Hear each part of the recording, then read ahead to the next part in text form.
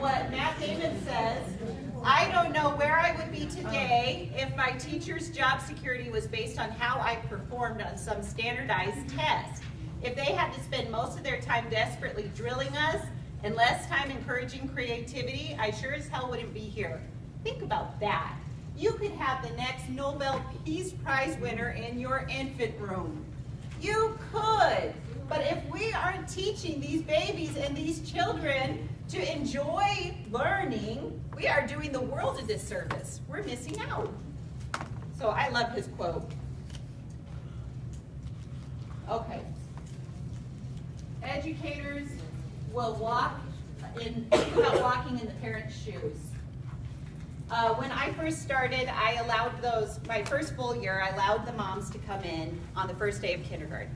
And I said, come on in, you can come in and say goodbye. And they came in, and for some reason that year, I had a bunch of oldest children. So it was the first time, and not only was it their first time being in school, it was their first time ever being away from mom, ever. They didn't go to daycare. They were home with mom for 5 years. That was it. And so when they came into the room, it was like this hour-long, drawn-out, like, oh, just the moms and the kids. And I said, oh, I'm never doing that again.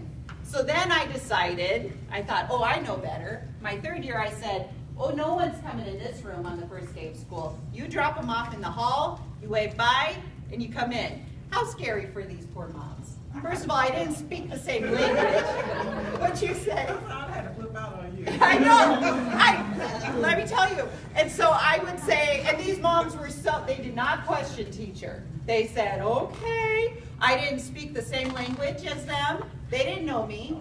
And here they go, and they have to drop off these babies, and then we went in, and the kids would cry for 10, 15 minutes, and then it'd be fine. And I was like, well, maybe this is better. Well, guess what happened? I had a baby. And my baby went to kindergarten. And I'm sitting there bawling and saying, oh, my baby, she doesn't know where the bathroom is, and I don't know if she's going to be able to, who's going to open her lunch for her, and all this. And I had her teacher was lovely. And her teacher allowed the parents to come in, said, come on in, sit down, here's some Play-Doh, and say your goodbyes when you're comfortable, and then you can go. And so I was still teaching at that time, so I right away switched that. I was like, oh, I can't believe I was doing that to these poor parents. I was saying, yeah, bye. You're fine, I'm here, it's all right. Don't worry. And then I had to put myself in their shoes. So what I'm encouraging you to do is treat each student as you would want your own child to be treated. And if you don't have a child, try and at least have some empathy and picture what that experience would be like. I think it is a little bit easier if you're a parent. If you're a mom, you get it, and you're like, oh my goodness, I can't even imagine. So consider something else, the parent-school experiences. Some of those children that I taught, their parents would be very timid to come into conferences, and I would be so kind of baffled by that. I'm like, I'm not scary. Why are they worried about coming to see me? But there were a lot of parents that had no experience with school. A lot of my children were from Central America or Mexico, and mom didn't go to school. Maybe she went till she was 8, but then that was it. Or they had very negative experiences with school. So you have to consider that they're looking at you as teacher. And you need to think about how they're interacting with you might not be something that's about you, but about their past experiences that they've had. Be welcoming.